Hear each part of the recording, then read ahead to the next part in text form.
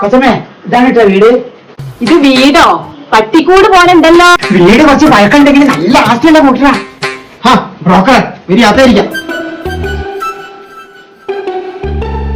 രാജേട്ടാ, ഇത് ദേശായി കുടുംബത്തിലെ മകേശ്വരി അമ്മയാ.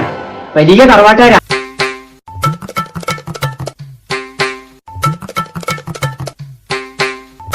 എടോ, താൻ എല്ലാ കാര്യം പറഞ്ഞിട്ടില്ലേ? അതിന് സമ്മതാനം മാത്രം പെണ്ണിനെ കൊണ്ട് വിളിച്ചാൽ മതി കേട്ടോ. അതെല്ലാം ഞാൻ പറഞ്ഞ് ശരിയാക്കിയത് കൊച്ചമ്മേ. എന്നാ പിന്നെ സമയം കളയാതെ മോളെ വിളിച്ചോളി. പിന്നെ മോൻ ലണ്ടനിലാന്നുള്ള കാര്യം അറിയാലോ. കല്യാണം കഴിഞ്ഞാൽ മോള് ലണ്ടനിലാണല്ലോ. പിന്നെ രാജേട്ടനും കുടുംബത്തിന് എപ്പോഴും അങ്ങനെ പോവാലോ.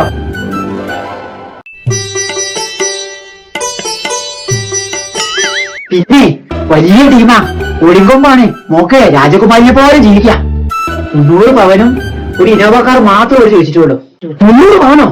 രാജേട്ടാ, അതിലൊരു കൈ പറഞ്ഞാൽ ഈ കല്യാണം നടക്കൂല കേട്ടോ. 300 പവനൊന്നും കൂടെ നിന്റെ മോളെ കെട്ടിക്കേണ്ട ഗതികൾ ഇരിക്കില്ല. താനൊന്നും കൂടെ നടന്നേ. പറയാനുള്ള കാര്യം ഞാൻ പറഞ്ഞതാ. പിന്നെ 300 പവന് ഇന്നോവക്കാരെന്നുള്ള പെണ്ണ് ഈ വീട്ടിലില്ല. തൽക്കാലം നിങ്ങൾക്ക് പോവാം. എന്താണ് ഇയാള് പറയുന്നത്?